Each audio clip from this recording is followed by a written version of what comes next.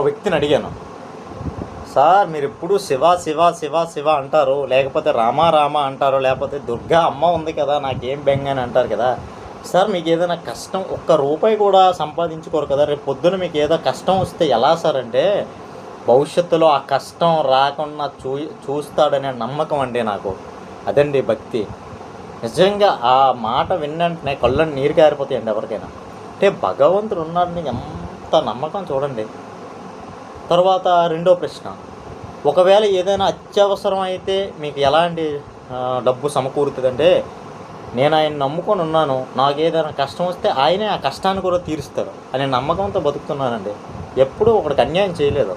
నా బతుకు నేను అవసరమైతే ఒకడికి పెట్టానే తప్ప ఏ రోజు కూడా ఒకటి దగ్గర నేను ఏ రోజు చాపలేదు, ఎవరి దగ్గర తినలేదని చెప్పారనమాట.